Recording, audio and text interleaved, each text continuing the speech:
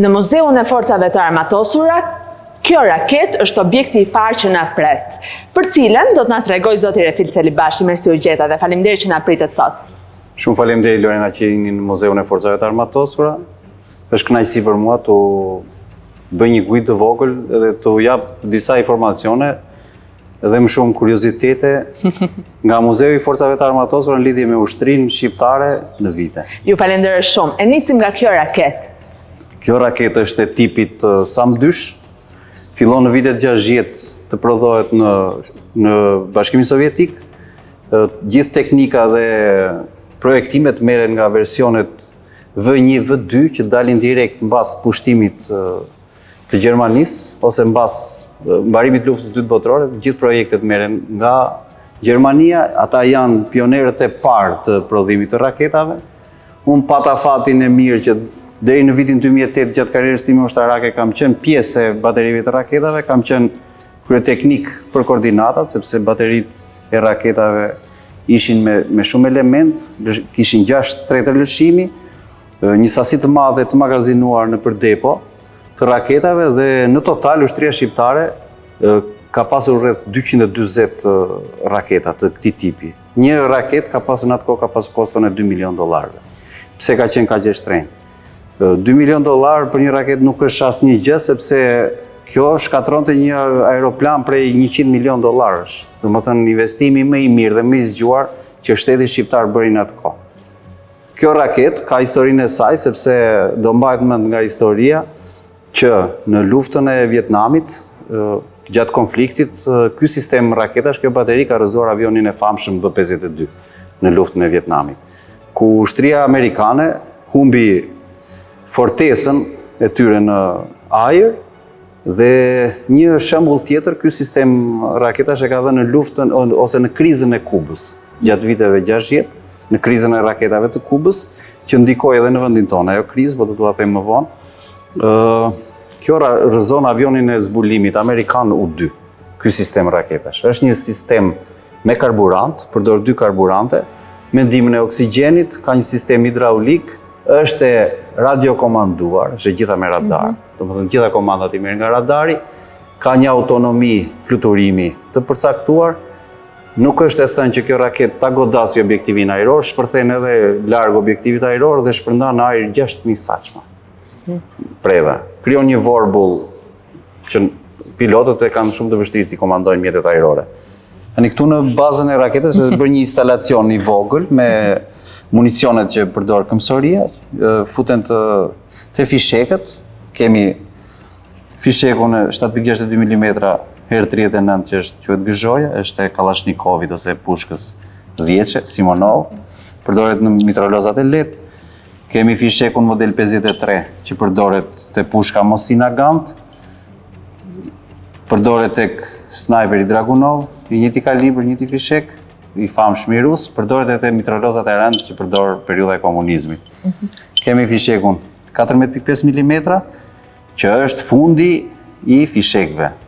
Deri në kalibrin 14.5 mm, municioni quhet fishek, ndërsa po kaloi 14.5 mm kalibri quhet predh. Kalon në artileri, predh artilerie. Këto janë fishekët, deri në këtë kalibër, ndaj ju atë demonstrova. Këto janë fishek që janë marrë, kanë ndonjë histori, përkasin dikujt një periudhe, apo janë fishek që janë thjesht ekspozuara? Ka fishek i përkasin periudhës komuniste, sepse ne arritëm uzinat e prodhimit të municioneve, ne arritëm të i prodhojmë të gjitha kalibrat e fishekëve.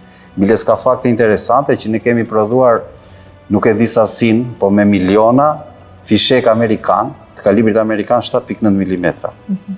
Që janë përdorur në armët amerikane, kanë marrë porosi fabrikat në atë kohë që kanë prodhuar edhe fishek të huaj. Jo vetëm kalibrin që përdor lindja, sepse kemi një përplasje mes kalibrave të fishekëve. Ushtrit janë të detyruara që të prodhojnë armën që i përkon kalibrit. Domethënë sasia e municionit që ti prodhon, je i detyruar të prodhosh armën. Ndaj dhe ne u bazuam tek prodhimi i Kalashnikovit, ose AK-47, ose Simonovi. Vetëm bustin e Skënderbeut keni të ekspozuar në muze? Ky bust i Skënderbeut, ky është xhevairi i kurorës në këtë muze. Është objekti më i çmuar që ka Muzeu i Forcave të Armatosura. Pse e them këtë? sepse nga një studim edhe nga dokumentat që ekzistojnë, kjo është kopja e tretë origjinale e Odise Paskalit. Është e vitit 1940, është prodhuar me porosi të pushtuesve tanë atë kohë italian. Ka një histori shumë të veçantë, sepse kopja e parë që porositet nga pushtuesit italian vendoset në qytetin e Kuksit, me një ceremoni zyrtare në atë kohë. Kopja e dytë, po e porositur nga italianët, vendoset në qytetin e Kërçovës, që është Maqedonia e Veriut sot. Për atë kopje, ne nuk kemi informacion, ajo kopje është zhdukur, nuk ekziston më, ndërsa kopja e tretë që është kjo, vendoset në garnizonin Skënderbej, që ka qenë dikur një gazermë shqiptaro-italiane, sepse ne kishim bashkëpunim të ngushtë me italianët në atë kohë. Dhe vlera e këtij monumenti, me vendimin e gjykatës shqiptare, arrin diku te 900.000 euro. Vetëm ky. Ndërsa kopjet e tjera janë prodhuar diku rreth 17-18 kopje më mbrapa në vitet 60 e më mbrapa, vitet 70, që vendosen në monumente edhe në vende të ndryshme të botës. Një nga ky model Skënderbeu e kemi edhe para godinave të OKB-s.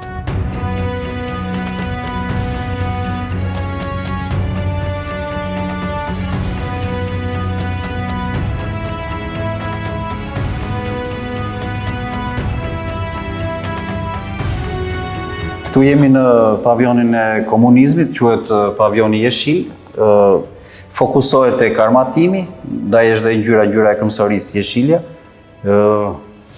Pjesa përballë nesh është pavioni që ekspozon armët që janë përdorur gjatë Traktatit të Varshavës. Ne bëhemi pjesë e Traktatit të Varshavës në 14 maj të 1955-s. Gjithë influenca në këtë periudhë është komplet sovjetike, bashkëpunimi është sovjetik, bëhemi si vëllezër, krijojnë sa arrin edhe krijojnë dhe familje shqiptarët me sovjetikët, e dim dramën e ndarjes së familjeve të asaj kohe. Me idenë e Nikita Khrushchevit dhe me informacion nga zbulimi sovjetik, ndërtohet baza më e madhe detare, që është baza e Pashalimanit në Vlorë. Synimet sovjetike në këtë kohë ka qenë synime strategjike për të mbajtur nën kontroll flotën e 6 amerikane, që është me qendër në Napoli. Biles në këtë periudhë, një nga nëndecet tona, që është C-360, mos gaboj, ose 336, ka një konflikt me një kryqëzor amerikan që transporton presidentin amerikan në drejtim të Napolit. Nëndecja jonë e shoqëron kryqëzorin, pikaset nga flota amerikane. Flota amerikane kalon në gatishmëri të lartë, bëhet një konfuzion i madh pasi nëndecja sovjetike, po që ishte e bazës Pashalimanit, e shoqëron kryqëzorin, ata vendosen në alert, jemi në një prag lufte të tretë botërore. E shkaktuar nga nëndecet shqiptare të asaj kohe. Bëhet fjalë për cilin president në vitin 59 të Shqipave? Bëhet fjalë për presidentin Dwight Eisenhower. Ai gjatë një takimi që bën në Greqi, hipën në kryqëzorin Desmonet, që është një anije luftarake amerikane, dhe niset drejt Francës. Në këtë kohë nëndecet shqiptare bëjnë patrullime të fsheta deri në Atlantik, kalojnë ngushticën e Gibraltarit. Këto janë fakte. Pikasin kryqëzorin amerikan, e shoqërojnë, po në të njëjtën kohë nëndecja C-360 pikaset edhe nga flota amerikane. Alerti në këtë moment është aq i madh sa gatishmëria amerikane, problematikat në ushtrinë amerikane, që si ka mundësi një nëndece ruse shoqëron dhe do të godasi presidentin amerikan. Në këtë kohë Nikita Khrushchev bëhet problem mbas në flotën luftarake, që pse ndodhi ky incident. Por Nikita Khrushchev e arriti qëllimin e presionit ndaj NATO-s dhe flotës të 6 amerikane që ndodhet në Mesdhe. Ai ishte qëllimi, që ata ta dinin që 12 nëndecet ruse të ankoruara në bazën e Pashalimanit ishin një kështjell detare që u bënte presion në çdo moment.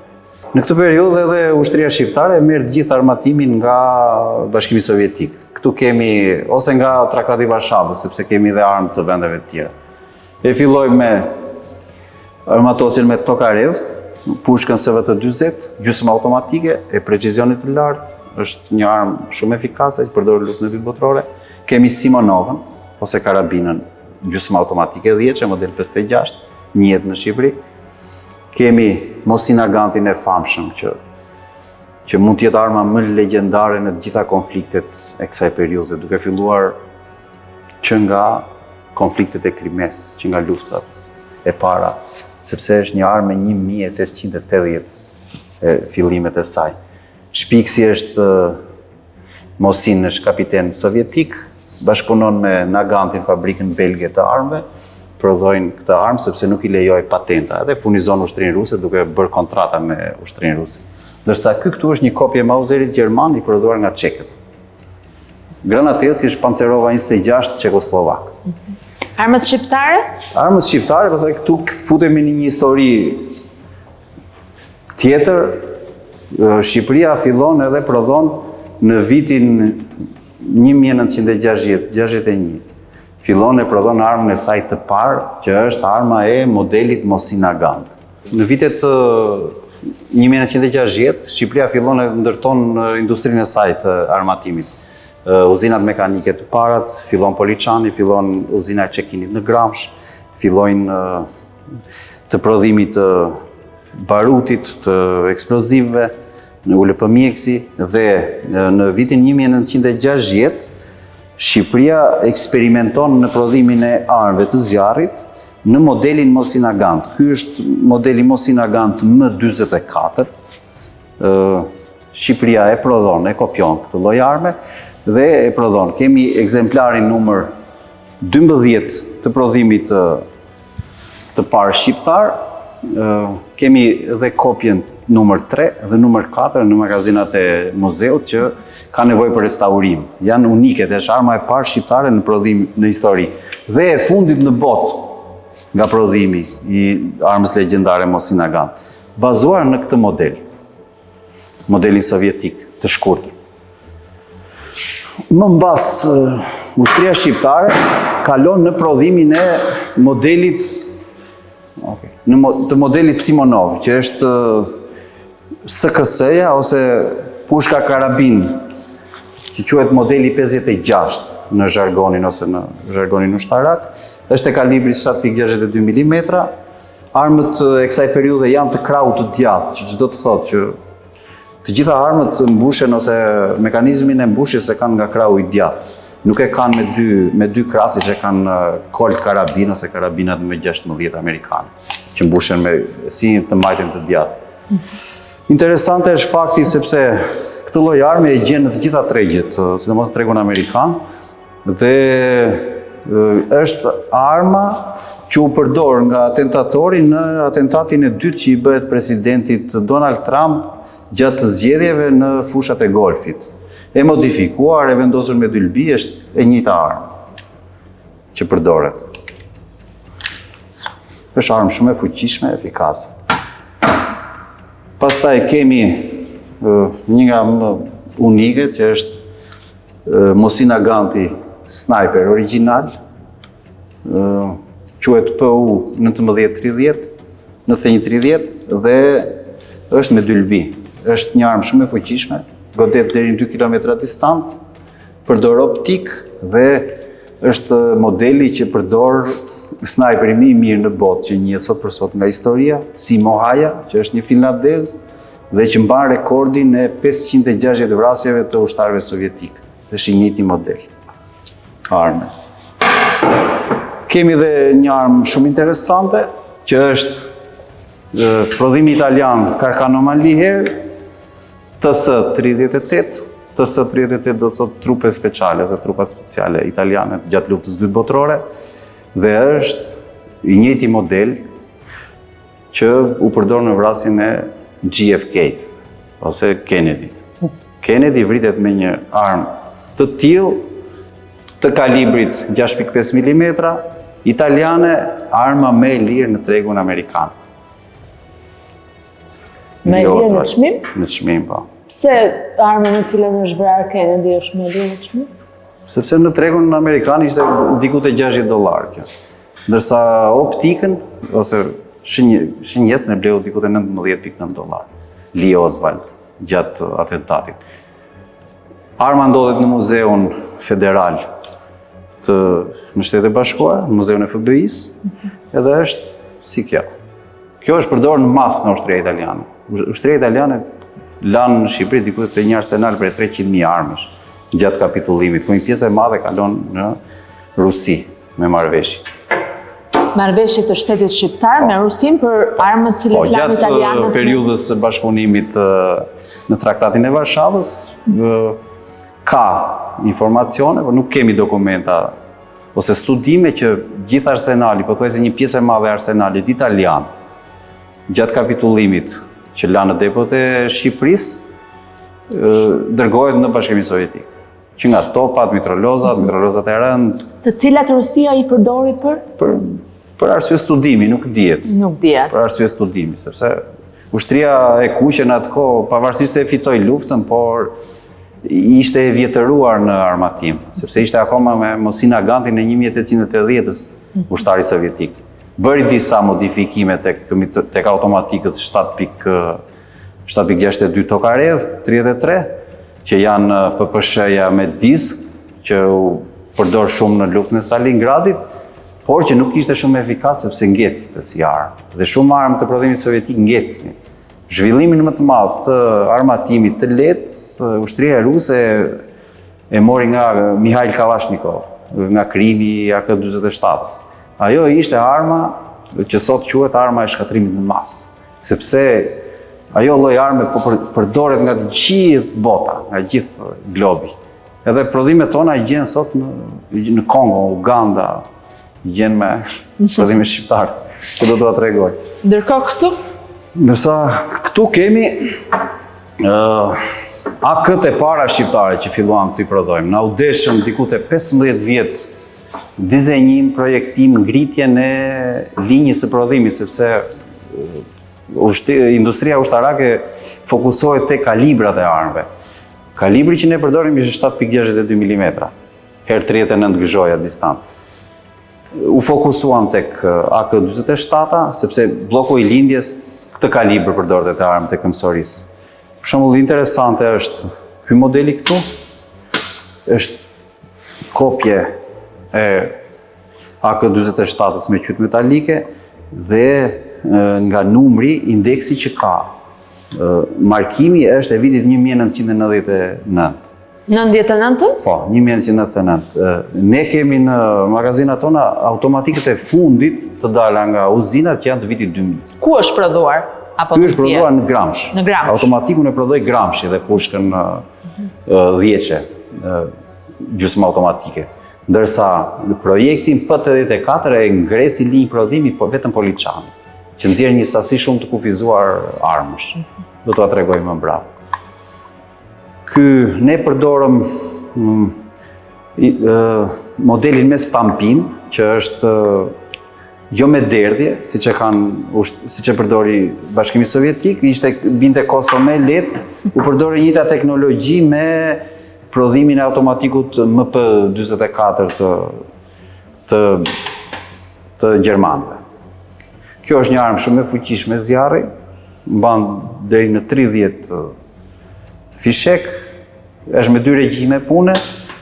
Ne prodhuam automatikun me bajonet, automatikun me qytet druri pa bajonet, që përdorej nga flota detare, automatikun që përdorej nga batalionet e zbulimit ose njësitë speciale të ushtrisë, që është me qytet metalike të palodhshme, që i jep lehtësi të madhe ushtarit në fushën e luftimit ose në kryerjen e operacioneve taktike, sepse bëhet diku te 54 cm.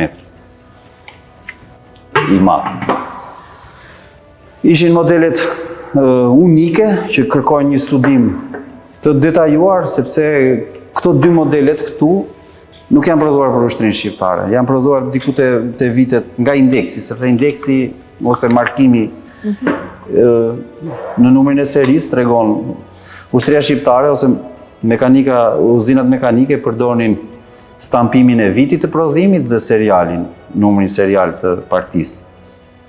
Këta dy automatik, ky modeli këtu, që është 5.56 me kalibrin e NATO-s, që përdor, dhe ky modeli këtu 7.62, që është kalibri i lindjes, janë prodhuar në vitet 94-95. Pse e them këtë? Ne nuk i kemi përdorur këto në ushtrinë shqiptare, po këto duhet jenë një porosi e bërë nga në një shtet perëndimor, sepse në stampimin e këtij automatikut këtu, që është me kalibrin e NATO-s, i është vënë markimi Made in Belgium. Por që partia është e prodhimit shqiptar, sepse ka vitin edhe serialin. Pra mund të jenë prodhuar për... Po, me porosi nga ata. Nuk kemi informacion, kërkon në ulëmtim edhe studim. Janë unik, sepse druri është druri jonë, ky është i llakuar me të errët edhe po ta vini re, ne nuk kemi estetik ose elegancë në montimin e drurit. Ne jemi fokusuar armës, qëllimit që ajo ka dhe jo elegancës, po t'i vësh re, armët perëndimore janë shumë elegante në dru, në finitur, ndërsa ne jemi fokusuar shive. Këtu ke një shembull të një çarje. Po që në një ushtri perëndimore këto janë sjellin probleme, ndërsa te ne fokusohemi më shumë tek qëllimi ose cilësia që ka në gjuajtje, jo tek arma sa e bukur që është. Ky këtu quhet poligoni Top Pushk. Për të kursyer predat e artillerisë, inxhinierët e armatimit shqiptar instaluan 4 gryka zjarri pushkësh edhe imitonin qitjet kontraerore të topave.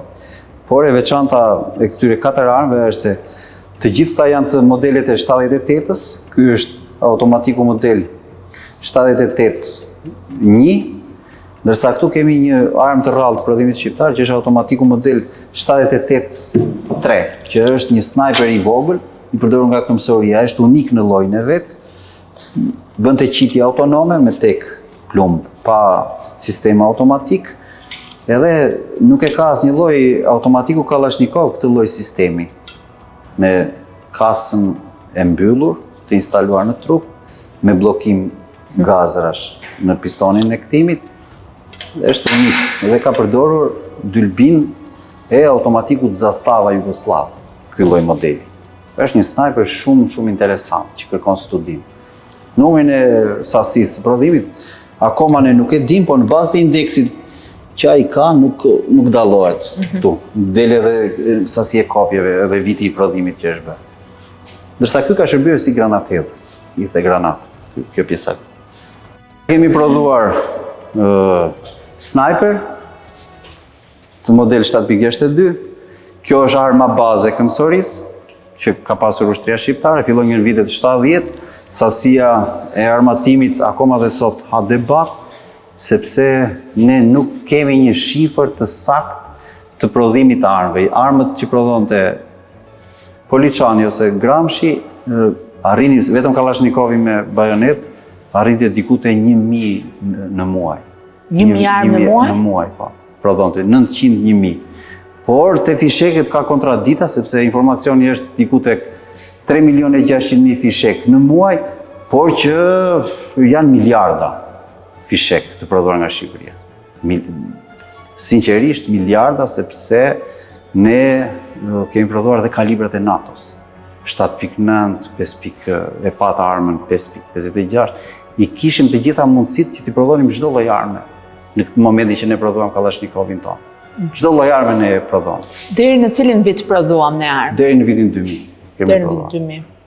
Ka një numër përveç fishekëve, një numër të armëve pak a shumë se sa mund të kemi prodhuar? Nuk mund ta them sasinë. Po mund të jenë shumë. Mund të jetë shumë e madhe, sepse po ta bëjmë një llogaritje të thjeshtë, deri në vitet 86-88 ne mobilizonim 750.000 ushtar për 72 orë. Që do të thotë diku te 750.000 armë të leta këmbësorie, sepse çdo ushtar ka armën e tij apo jo. Po mos harrojmë batalionet e mbrojtjes kufitare që nuk kishin pjesë e kësaj mobilizimi. Që janë armë plus. Janë armë plus. Grykat e zjarrit, çdo numëror topi kishte armën e tij personale, automatikun e tij. Çdo qitës ose çdo operator rakete kishte armën e tij, çdo element ishte i armatosur. por të fokusohemi dhe te rezerva që kishte shteti komunist në rast lufte. Nga thënjet që kemi nga profesorët e vjetër, i binte që një ushtar të kishte 5 armë rezervë në kohë lufte. Konsumohej njëra, sepse armët janë mall konsumi, konsumohet yt e zjarrit dhe ndërrohet, çohet dhe ndërrohet, vendoset në element shtesë. Siç e kanë ushtritë perëndimore. Ky ka një sasi të kufizuar qitjesh, nuk mund të jetë pambarim, pafund. Sepse konsumohet, del jashtë përdorimit, merret tjetra. Edhe sasia e armatimit që ne mund të kemi pasur mund ta kalojë edhe milion, me milion.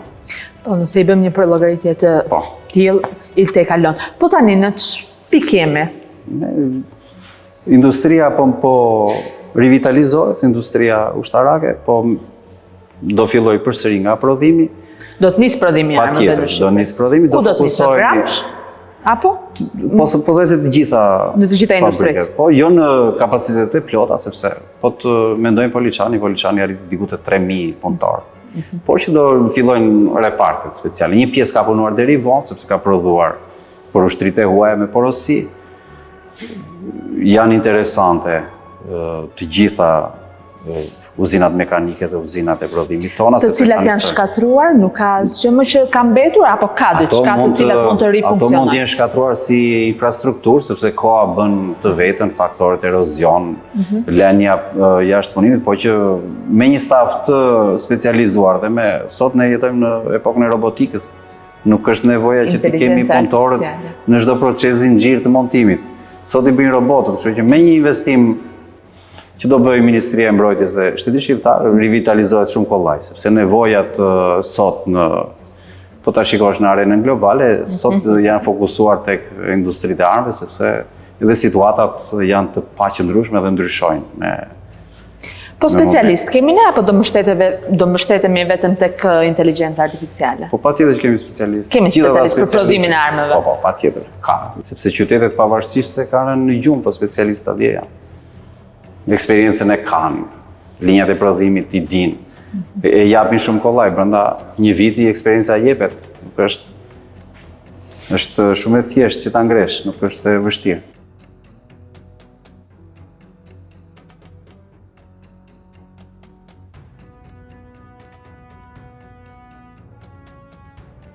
Këtu jemi në pavionin e Kuq, i kemi vënë këtë emër sepse, siç e tham, ushtria shqiptare arriti të ndërtojë 20 divizione këmbësorie, që u ndanë në 110 brigada këmbësorie.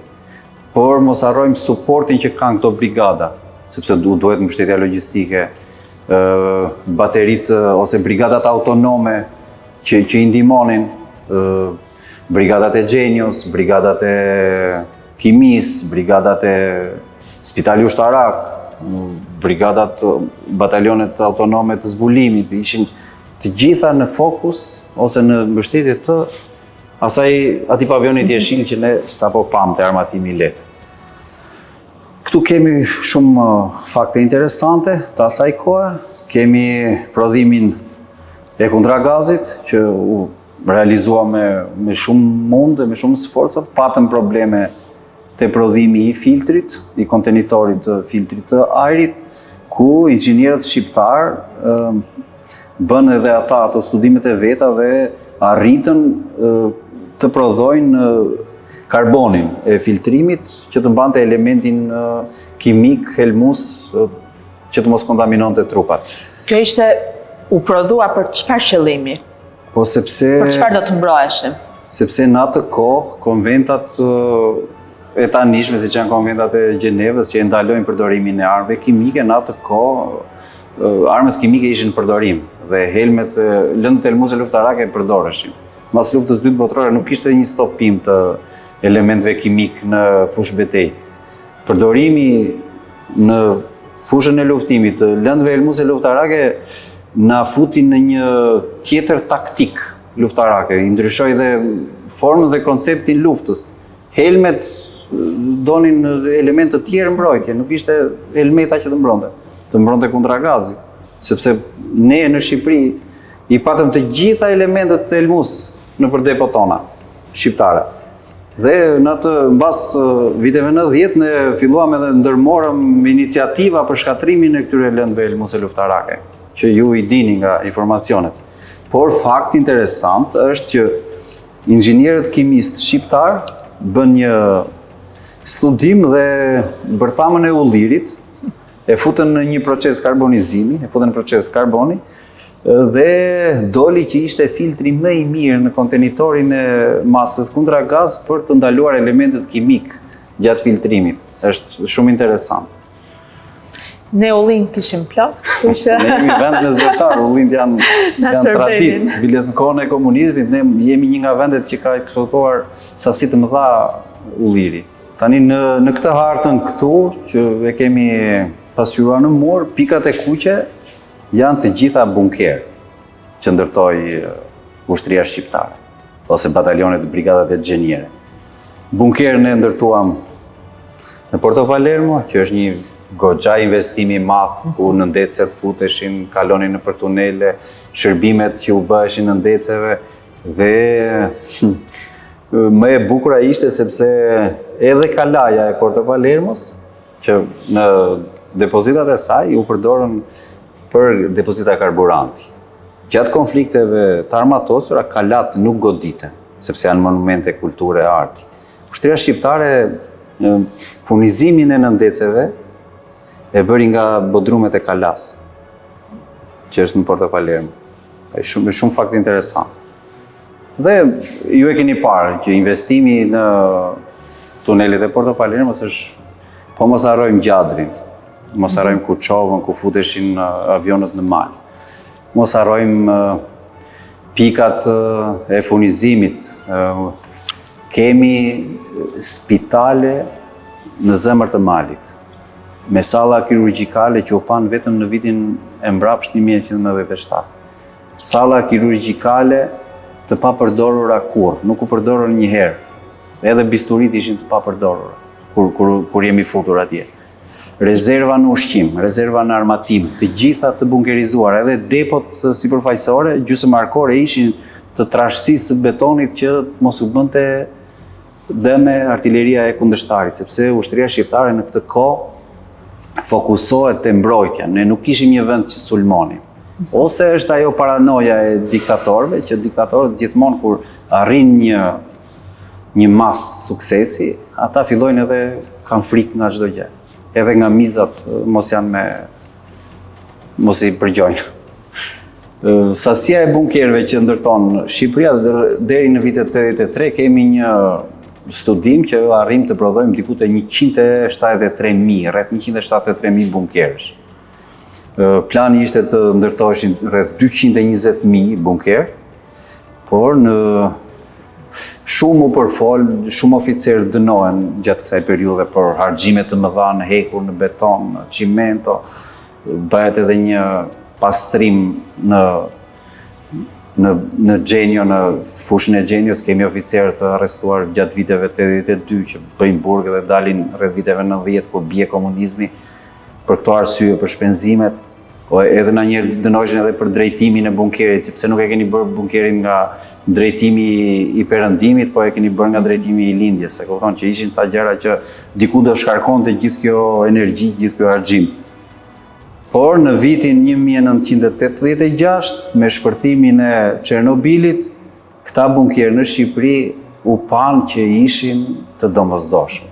Hera e parë që një vend si Shqipëria futet në bunker dhe e shikon bunkerin si streh për një katastrofë, siç ishte Çernobili. Ushtria shqiptare gjatë kësaj periudhe, në momentet që Çernobili shpërthen, bëhet një problem ndërkombëtar. Ushtria shqiptare ndërton 6 pika kontrolli në të gjithë territorin e Shqipërisë vetëm me kimist, me ushtar kimist, element kimist nga brigadat e kimist. Bëhen matje në të gjithë territorin e Republikës Shqipërisë. Nuk jemi vetëm ne të kontaminuar me izotope radioaktiv, është e gjithë Evropa, pothuajse, sepse rret e kontaminuara fluturojnë drejt Ballkanit, i sjellin erërat dhe një fatkeqësi e madhe që në Shqipëri, në pjesën veriore, në gjithë territorin e veriut të Shqipërisë, rret e ngarkuara me izotopin radioaktiv cesium 137 precipitojnë në formë shiu, kontaminojnë tokën, nga matjet toka del e kontaminuar, nga matjet e kimistëve tanë. Nuk bëhet publike në popull, sepse do sjelli panik, do sjelli, por që jepet urdhër nga shteti komunist që për një vit veriu të mos konsumoj asnjë gjë nga toka. As bakti, as zarzavate, as fruta. Asnjë gjë, gjithë furnizimit i merr nga jugu që nuk kontaminohet me shi. Sepse ceziumi 137, që është një element më i fuqishëm se uraniumi, ka një gjysmë jetë prej 30 vjetësh nga studimet e kimistëve. E kemi kaluar tashmë besoj, jo? Po, na ka dalë një formë tjetër cezium në Çernobil, që nga një studim që është bërë, derrat e egër, ose kafshët e egra që janë në rrethinat e Çernobilit janë të kontaminuara me një formë tjetër elementi tani në këto momente, sepse nuk njihej ky element, ose nuk kishte pajisje që ta detektonte. Derrat e egër, si duket, ushqehen me rrënjët e bimëve, konsumojnë edhe materialet e dheut dhe janë të kontaminuar mishi në Çernobil, në zonat rrethin të Çernobilit. Por Shqipëria këtë periudhë ngriti stërvitjen më të madhe kimike në shkallë republike, ku shkollat, popullata futet në vend strehin, popullata ndërton maska, sepse jo të gjithë popullata mund të furnizohet, jemi një popullat prej 3,5 milionë, 3,600,000 banorësh në atë kohë, dhe nuk ka maska kundra gazi për të gjithë, edhe unë e mbaj mend në këtë periudhë ku mësuesit na marrin, na instruktojnë si ndërtohet një maskë me qymyr, prodhojmë ne nxënësit e shkollës qymyr, maska me qymyr edhe futemi në bunker, si klasa. Pse janë pikat e caktuara, për shembull, këtu ka më shumë? Ka një strategji në ndërtimin e bunkerëve? Po patjetër që ka një strategji, sepse pjesa e bardhë, po ta vini re terrenin gjeografik të Shqipërisë janë malet. Janë të fokusuar malet. Malet janë fortesa natyrore, nuk ka nevojë për bunker. Malet janë të pakalueshme. Alpet shqiptare janë të pakalueshme nga ushtri. Alpet e jugut, malet e jugut janë të pakalueshme hapësirat. Ndërsa po t'i vini re luginat, ku janë edhe rrugët e kalimit edhe të gjitha, shiko, bunkerët janë nga ana strategjike, janë të studiuara nga oficerët më të mirë që ka pasur ushtria. Ushtria shqiptare nxirrte oficer profesionist në përdorimin e hartave, të gjitha shkallëve të hartave që përdorte lindja, po e kishin shumë të kollajt që të punonin edhe me hartat e perëndimit, sepse harta topografike ne kishim çdo centimetër të Republikës të Shqipërisë në harta topografike. Kemi përdorur hartën 11.000, që është e shkallës shumë të madhe, që përdoret në njësi taktike të vogla. Kemi përdorur hartën 1.25.000, 1.50.000 dhe 1.100.000 në topografi, ku janë të gjitha, po t'i vini re hartat e kësaj kohë, janë të gjitha elementet në realitet janë të hedhura në hartë. Shtylla, burime ujsh, kanalizime, shtëpi, edhe pemë të vetmuara i ka harta e asaj kohë, që përdorte oficeri. Është përqendruar, pikat e kuqe janë përqendruara sepse në periudhën e komunizmit, sulmet, siç e tham, që ne ishim të fokusuar në mbrojtje, në gjithë kohën, po ta vini re, sulmi, përqendrimi i madh është në vijën bregdetare të Adriatikut, sepse një zbarkim i mundshëm nga forcat pushtuese mund të ndodhte vetëm në Adriatik. Ndërsa ka më pak kufiri me Malin e Zi, sepse Mali i Zi nuk konsideroj si një shkallë rrezikshmërie të madhe për sulm, pavarësisht se u fortifikua. Po këta bunkerë që fortifikuan kufirin, jo vetëm që u fokusuan të mbrojtja, po stoponin edhe njerëzit, sepse ne në këtë periudhë kohë ishim të izoluar. Edhe dalja ishte shkak që shërbenin për disa qëllime. Po, patjetër. Kufi me Grekun ne jemi më të fokusuar, sepse në këtë periudhë e quanim si një kërcënim real, sepse nxorëm edhe mësime nga vitet 1949, që pati ca konflikte dhe Greqia vetë ishte do kalonte komuniste, do qëndronte me perëndimin, pati një luftë civile në këtë kohë, ku një pjesë e madhe grekëve kalon në territorin shqiptar. Edhe ndodhin edhe konfliktet, provokacioni i Gushtit, të kujtohet, 1949. Në dijenin tuaj, janë më bunkerët, ende funksional jo, po nuk janë prishur. Nga erozioni i kohës, bunkerët që janë për territor nuk janë të shkatruar. Por një pjesë e madhe gjatë viteve u është marrë hekuri, janë thyer, janë transformuar, Po t'i vini re, një pjesë e madhe e bunkerëve që është në vingë predetare e ka pushtuar dhe deti. I ka mbarë brenda territorit. Por që kosto e një bunkeri të vogël, këmbësorie, në periudhën e komunizmit arrite sa një kosto e një apartamenti 1+1. Kështu që imagjinoni sasinë e hekurit dhe betonin e derdhur në atë bunker. Mund të na mbrojnë në rast të lufte? Patjetër, po të bëhet një pastrim, një rinovim. Këtu 500 metra nga muzeu kemi një bunker antiatomik. Kemi shumë bunker antiatomik në Shqipëri? Deri në majtë malit Tomorit, që quhet është bunkeri i shtabit përgjithshëm që mund të bëhet një pik atraksioni turistik, është bunkeri i Krorzës, ku shtabi i përgjithshëm në kohë lufte, në rast pushtimi ose në rast kalimi në një lufte të shkallës partizane, do strehojë atje, ose edhe po që pa fund, në gjithë territorin e Republikës Shqipërisë duhet bëjmë një studim të mirëfill për vendosjen e bunkerëve dhe model, sepse janë shumë modele bunkerësh, nuk është vetëm një model, është bunkeri i Këmbësorisë, që është në qertën e zjarrit, janë bunkerët me 8 elementë që janë me 8 persona brenda, janë bunkerët e mëdhenj të artillerisë, janë edhe qertet pastaj që shërbenin për magazinim, shërbenin për zyra, për shtab, në Ndroq për shembull ka depozita nafte në bunker. Depozita janë si vaska, si pishina. Të cilat nuk janë funksionale tani? Funksionuan në një farë kohë, po tani për momentin janë në harresë. E të gjitha janë në harresën e kohës, i ka mbuluar pluri i kohës. Uroj që mos na shkon ndonjë tërmeti i një aleance Putin dhe Trump që të na sjellë në jetën e... Uroj që të mos ndodhi kur, por u pa në konfliktin me Kosovën, në vijën e kufitare me ish Jugosllavin, sepse nuk e kishte akoma Serbi, të gjithë bunkerët u futën funksional dhe trupat tanë që forcuan vijën kufitare në atë kohë për t'i dhënë edhe suport trupave kosovare, i vunë në funksion, i pastruan. Të gjithë, i pastruan edhe atje gjetën vëndstrenjë. Kemi pasur dëshmi të shumta në dritare që bunkerët, sidomos në luftën e Kosovës, kanë mbrojtur. Kështu që... Bunkerët të mbrojtën, biles bunkerët kanë një histori shumë të veçantë, që base kërkon edhe një mision të veçantë, sepse bunkerët u testuan, të gjithë, u bën testime, u qelluan me artilleri, edhe forcat e NATO-s një farë periudhe testuan armët e tyre në ishullin e Sazanit. Që bunkerët që ne kishim atje i qellonin që të shikonin para se të pushtonin në Irakun. E vërtet, e kemi dëgjuar nga dëshmitar. Testuan atje predat që, por në kohën e testimeve të prodhimit të bunkerëve, ka mjek, ekipe mjekësh, biles është nga mjek nga spitali ushtarak që ishin në krye të ekipeve të testimit për efektet që kishte bunkeri në trupat tona.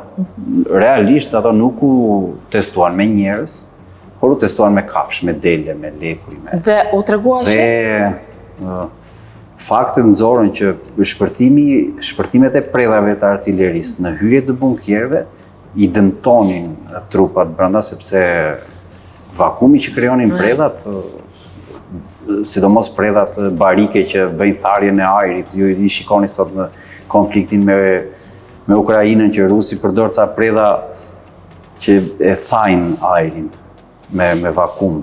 Krijohet edhe shpërthimi i predhave në hyrje të bunkerëve, sillte çarjen e mushkrive të elementeve që testonin të kafshëve. Janë të sigurt përballë kur i bie predha përballë, por kur i bie predha në hyrje, ai vakumi imagjinohesh ishte shkatrimtar. Por që nuk u bën publike, sepse edhe studimet që bënin e kishin atë koston në kohën e komunizmit, se edhe njerëzit pësuan trauma, të thoshin të vërtetën, të mos e thoshin të vërtetën, ta fshinin të vërtetën, ta thoshin të vërtetën. Po ta thoshin të vërtetën, merrte në qafë ose dënonte qindra njerëz.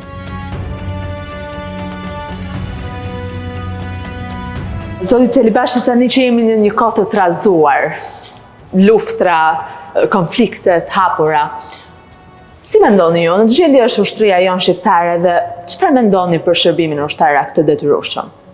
Ushtria shqiptare është si gjitha ushtrit normale të NATO-s. E pa isur me gjitha elementet që ka një ushtri, siç e ka armatimin amerikani sot e kemi ne, blindat që përdorin ata, pavarësisht teknologjisë ata janë shumë më lartë se ne normal, por ne jemi paralel edhe trajtimi financiar që po i bëhet ushtarakut shqiptar, ka arritur goxha përmirësime. Ka të rinë që duan të bëjnë pjesë të ushtrisë, vajza dhe djem, unë pash në promovimin që ne bëm tek Muzeu Forcave të Armatosore, që kishte shumë djem dhe vajza të reja, po si është interesi i tyre? Çfarë mendojnë ata për shembull për ushtrinë? Në këto momente ka një interes për rinin, por interesi stopoi diku tek vitet e tranzicionit. Mbas 97-s, vitet 2000, fillon migracioni, hapja, liberalizimi i vizave, dhe interesi i ra, sepse nuk mund të gjente heqja e detyrimit të shërbimit detyrueshëm ushtarak që në 2008-ën solli një stopim. Ushtria u fut në proces profesional, ushtaraku ishte profesionist në profesion, sepse vetëm elementet që duheshin, nuk ishte më ajo ushtria e madhe, sasi armatimit e madhe, municionet, ra tempi. Edhe bota ra në një rënje, në një mjedis të sigurt, ndërkombëtar, nuk ishte më konflikte, shumë konflikte u sheshuan, ishin konflikte në vendet të dorës së tretë, siç ishte Afganistani, Iraku, që edhe ato u sfumua shumë shpejt, dhe në Evropë ra një periudhë paqe, edhe në doktrinat ushtarake, rreziku që të vjen ra në një shkallë tjetër në Shqipëri. Por tani kohët kanë ndryshuar. Me ndryshimin e kohëve, unë mendoj që edhe ajo ndërgjegjësimi i brezave, sepse ushtria nuk kishte një gogol për të rinjt. Ushtria ishte një element që të rinjt i burrëronte, i mësonte me disiplinën. Sot ne shikojmë të rinjt të fokusuar te media sociale, telefonia, shikojmë problematika shoqërore në të gjithë mjediset, në shkolla. Se ju thoni që ushtria ju burra? Patjetër. Në ushtri, disiplina fillonte që tek rregullimi i kravatit. Aty fillonte ushtari i parë, që ushtari të mbante uniformën, fillonte për herë të parë, sepse nga një djalë 17 vjeçar, se 17 vjeç, ishte detyruar të vijë ushtar. Ai në shtëpinë e tij, unë e them me bindje të plotë, që ai nuk i kishte illustruar ndonjëherë kputucët që t'i illustronte, ti kishte për ditë të pastra, sidomos në kohën e komunizmit ishin me qafore, me një copë të bardhë që nuk do të ishte e pist, jo më të kishin solli ndryshime, i burrëronte. U hiqte ato frikat, sepse janë një në psikologji, u hiqte ato frikat nga errësira, sepse të rinj sot ka frikë nga nata, i nuk i këndot në errësirë. Jo, imagjinoje një djalë të ri, të asaj moshe të rrinte vetëm në vendroje 3 orë në shërbim. Shoku i tij ishte vetëm arma. Atë e kishte shokun më besnik. Po dinte të përdorte atë, ai hiqte edhe frikën. Mësonte disiplinën, njihte shoqërinë, njihte rreshtin, si qëndrohet në rresht, si qëndrohet para komandantit, se komandanti nuk ishte gogol, ishte një epror, ishte një lider. Ai duhet ta kuptonte. Mësonte respektin. Patjetër, që mësonte respektin, jo ndaj uniformës, por respektin ndaj të mallit. Sot futesh në shtëpi, nuk të ngrihet çuni nga rrim me telefon, ai nuk ngrihet, nuk lëvizi.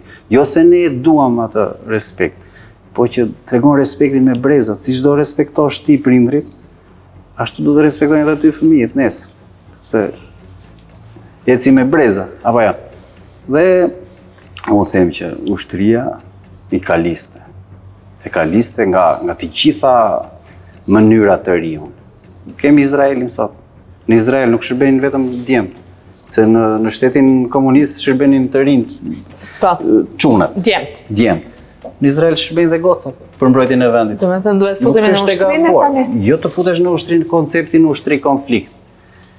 Por fare mirë një pjesë e shoqërisë që nuk do të shërbejë në ushtri, mund të shërbejë edhe në mjekësi, në ambulanca, në zjarr fikse.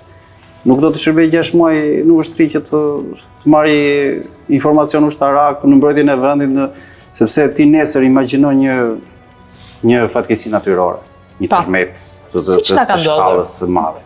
Shtëpit janë në tokë. Ai djali i ri ose ai familjar, a di të ndërtoj një çadër? A di të mbijetoj në kushte kur ti nuk e as korrent, as elektricitet? Ja, këto janë ato që të mëson ushtria, që ti të jesh i Zoti që të mbijetosh, edhe në kushte ekstreme. ti jesh i Zotit që ti të mbrohesh. Ti jesh i Zotit që ti, ata njerëz që kanë përgjegjësi, ti strehosh, tu sigurosh. Po në rast konfliktesh, a je i Zotit të luftosh? Apo do ti vrapo armikun diq?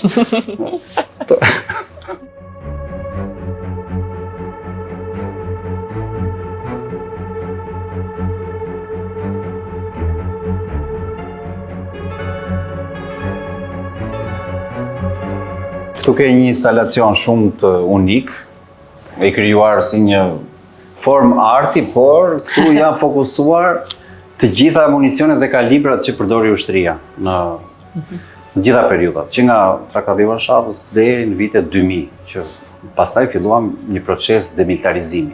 Nga vitet 2000 ne fillojmë 2007-2008, marrim iniciativën që të heqim një sasi të tepër të municioneve, edhe koha, edhe mosha e atyre të prodhimit është e vjetër dhe municionet kanë nafate përdorimi. Vjen një moment që ato do zvendësohen me parti të reja. Stoqet në depot e armatimit shqiptar janë 182 rajone në gjithë Shqipërinë. Numërohen diku te 900, gati 1000 depo, tunele me municion. Vetëm në zonën e Ndroqit kanë gjetur diku te 3800 ton municion, që është lagje e re, 18 tunele me municion që kam shërbyer aty. Çfarë karriere keni pasur ju zoti Celibashi? Unë e kam filluar në vitin 2000, karrierën ushtarake, kam futur student në Akademinë Ushtarake, kam studiuar për artilier kundërajror, të gjitha kalibrat e topave kundërajror, kam shërbyer, titullohem oficer në vitin 2003, marr gradën e nëntogerit dhe shërbej në raketat e drejtuara Tok-Hajër, SAM-2. Jam deri në vitin 2008 jam kryeteknik i gabinës koordinatave me raketën SAM-2. Më pas kaloj në detyra të tjera, marr gradat sipas etapave, sipas kohës. Kryej shkollimet e duhura në Akademinë Ushtarake Skënderbej, gjitha etapat e shkollimit dhe e mbyll karrierën time në vitin 2022 dhe kaloj në rezervë, në gradën major. Keni pasur në trashëgimi në familje? Po patjetër. Xhaxhai jon ka qenë oficeri i lartë, ka shërbyer në ishullin e Sazanit, ka jetuar me familjen e tij në ishull, me 3 fëmijët edhe bashkëshorten, ka qenë shefi i Gjenios, i ndërtimit të gjithë asaj baze të mrekullueshme atje. Ka shërbyer në shumë pika, kemi familjar të tjerë ushtarak, të fisit ton, edhe gjyshi, që ka qenë partizan, që ka qenë gjatë luftës së dytë botërore, ka dalë edhe ai nga ushtria me gradë kapiten, dhe kulmi i gjyshit tim ka qenë që ata kanë marrë pjesë për largimin e okupatorit nazist deri në Vishegrad, që është sot në Bosnjë e Hercegovinë, që kanë qenë brigadat partizane që u futën deri në territorin e Jugosllavisë në atë kohë. Edhe mbresa në moshën 6 vjeçare kam qelluar për herë të parë me pushkën gjermane Mauser. Ajo ADN-ja që ka shqiptari me armën gjithmonë i fokusuar, vitet e mbrapshta, 90-ta, 97-ta, me armë. Po më bën përshtypje, për shembull 90-ta, 97-ta, pse nuk ju ushqeu ju frymën e largimit nga Shqipëria, por ju mbajti këtu? Pak më vonë, në 97-ës fillon konflikti me Kosovën, dhe mua në memorien time më ka ngelur një gest i mati që një ditë të bukur më thotë çou, merri armët se do shkojmë në Kosovë të luftojmë.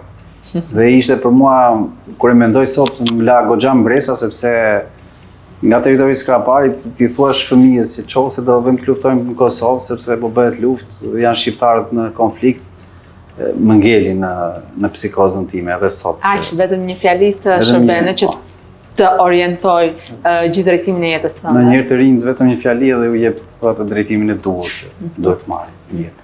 Sepse i ngacmon atje ku ata kanë nevojë. Ja, si fjala e babait tuaj që ju bëri që të jetonin përgjithmonë këtu, apo jo? Nuk e keni menduar ndonjëherë largimin? Jo, nuk e kam menduar largimin sepse populli jon ka edhe ato fjalët e urta popullore që guri rënd në vendin e vet. Dhe sado që ne të marrim rrugët e emigrimit, ose të marrim drejtimet e largimit. Përsëri, të parët tanë janë këtu, janë në Shqipëri dhe nëse nuk e bëjmë ne Shqipërinë, nuk do ta bëjnë të huajt për ne. Ata që do vinë ose ata që do emigrojnë e do ta ndërtojnë. Saçi duam ne këtë vend në breza në shekull, nuk do ta dojë njëri. Sepse ne jemi shqiptarët që kemi jetuar me mira vite këtu, autokton. Më duhet të theksoj që gjatë karrierës suaj një kontribut të jashtëzakonshëm keni dhënë edhe në demontimin e armëve në Gërdec pas shpërthimit, a jam e saktë? Po, është e vërtet. Mbas aksidentit tragjik që ndodhi në depon e çmontimit ose në rajonin e çmontimit në Gërdec, unë në atë kohë kam qenë shefi sigurisë për rajonin e armatim municionit në batalionin e armatimit në Pezhelmës. Dhe u angazhua strukturat ushtarake në atë kohë, u angazhuan të gjitha në këtë aksident tragjik që ndodhi. Me urdhër të komandantit tim, kaloi komandant operacioni në operacionin kthim në normalitet, që ishte operacioni pastrimit Gërdecit, ku ishte pala britanike dhe amerikane, që ishte kompania EOD Solution që pastronte zonën në atë periudhë, dhe unë kaloj komandanti operacionit të palës tonë që bënim sigurimin dhe ruajtjen e zonës nga problemet e ndryshme në zonë. Gjithçka përfundoi me sukses demontimi, ju kujtoi ndonjë gjë që ishit në ankth, ishit ka pasur momente gjatë asaj periudhe që në të gjitha operacionet tona, sidomos sepse ka qenë pjesë e demilitarizimit ose dhe demontimit, në të gjitha operacionet tona shkalla e seriozitetit dhe e përgatitjes ka qenë shumë e lartë, sepse ke të bësh me element të paplasur, ke të bësh me të papritura, janë elemente nuk pati asnjë incident. Jo, gjatë kohës që unë kam shërbyer nuk pati. Ka pasur incidente sporadike me hyrje banorësh, momente e vjedhjes, sepse atje ishte një sasi shumë e madhe bronzi nga gëzhoja, diku te 350 ton bronz që magazinoi, dhe ishte një metal i lakmueshëm për kohën, për elementet synonin ne ta merrnin, edhe pse ajo shkaktoi aq shumë viktima. Edhe një sasi shumë e madhe predhash që ishte magazinuar aty nga pala britanike, amerikane, që kishin kontratë. Pastaj u çmontua gjithçka. Po, çdo gjë kaloi në proces zinxhir, biles ato element që ishin të rrezikshëm u goditën me fundet e gëzhojave që kanë një, sidomos gëzhojat e artillerisë, kanë një ndezës, një fishek, një kapsol ndezëse, u goditën me plazma të gjitha, me element elektrik, saldimi që të mos i kishin këto elementet e rrezikshmërisë, sepse do kalonin në procese shkrirje, në procese do shiteshin, sepse u magazinuan në depot e ushtrisë komplet. Biles këtu, në këtë depo ku është ndërtuar muzeu, ne sollëm diku te 400 ton copa predhash, hekurit shpërthyera nga Gërdeci, që u magazinuan këtu, në këtë zonë. Dhe pastaj si funksionon me to, me predhat, çfarë ndodh? Ato kalojnë ato proceset ekonomike që bën Ministria e Mbrojtjes, nuk është i profilit që ne kemi pasur. Ne mbaronim misionin dhe aty ishte, në momentin që u pastrua zona, u pastrua një zonë prej 33.000 metrash në zonën e Gërdecit, 6 metra thellësi toka, u sit, u pastrua, u certifikua, sepse kanë kalon një proces certifikimi, u mboll me ullinj, u bën ceremoni dorëzimi, një monument për viktimat, sepse është e vërtet që atje u humbën jetë njerëzish. Dhe ushtria për periudhën që kreu këtë emergjencë, operacion emergjent, dhe doli me sukses dhe e mbylli me sukses. Jemi ne përgatitur për operacione emergjente? Patjetër. Patjetër. Këtu shikoj që është një gëzhoj Bosche 122 mm. Ka diçka që është e Gërdecit këtu? Kjo gëzhoj e Bosche, kap këtë. Okej. Kjo është 122 mm, dhe është topi të buzëk. Ka diçka të Gërdecit këtu?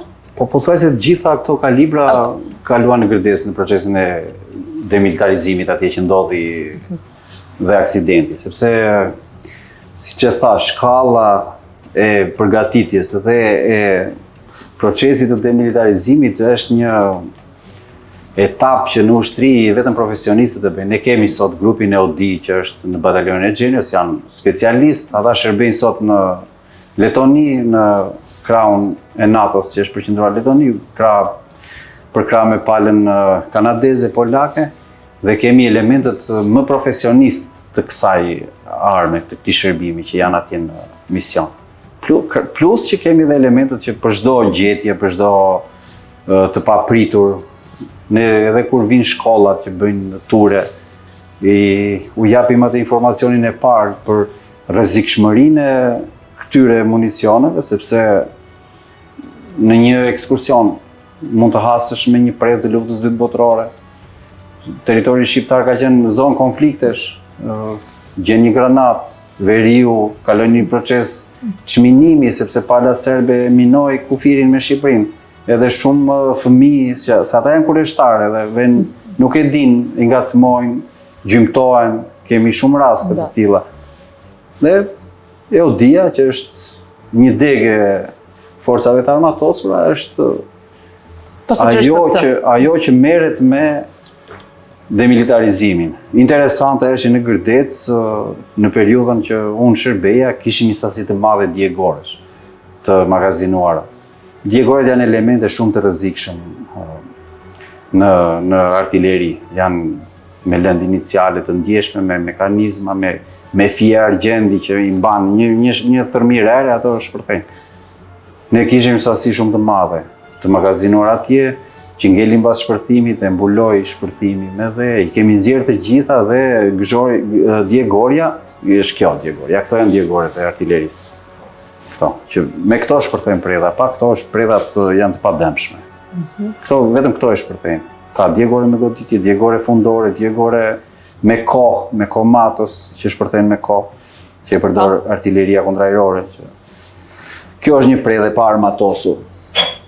Kjo 122-shi. Në qoftë se i vjet djegorja predhës, quhet armatosur dhe kalon në një fazë tjetër. Duhet detyrimisht e armatos, nuk bën qitje, duhet ta azgjësosh. Të gjitha djegoret e Gërdecit me rregulla teknik duhet ta azgjësoshin atje. Po që ne nuk mund ta bënim një proces të tillë në një zonë aq të nxehtë ku pati viktima, sepse nuk parashikohej të bëhesh shpërthime në Gërdec. Mbas shpërthimit të madh. Mbas shpërthimit të madh ishte një sipërmarrje e madhe ku atje ku vranë fëmijë. Por që ushtria aq e specializuar bëri transportin me masa të rrepta sigurie, e shoqëruar me policinë e rendit, me policinë ushtarake, kemi bërë transportin dhe i kemi azgjësuar të gjitha në poligonin e Bizës, Martanesh. Atje i kemi hedhur ne të gjitha. Sa kohë zgjati gjithë procesi? Po, unë denta gati 2 vjet e gjysmë në operacion, po zgjati nga shpërthimi deri në dorëzimin e plot të zonës, që diku te 2013-2014 u dorëzua si zonë. Kam një granat, mund ta marr këtë granatën? Deri te dera. Jo, ai personi është jashtë. Me këtë granatë dhe pak me humor, po e mbyllim gjithë tregimin për Muzeun e Forcave të Armatosura me ftesën që të vini ta vizitoni, sepse është një muze unik, jo vetëm për shumë periudha që tregon, por sepse ka edhe tregues shumë të mirë, siç është zoti Celibashi. Faleminderit shumë që na shoqëruat. Faleminderit juve për emisionin. Faleminderit shumë. Gjithsesi.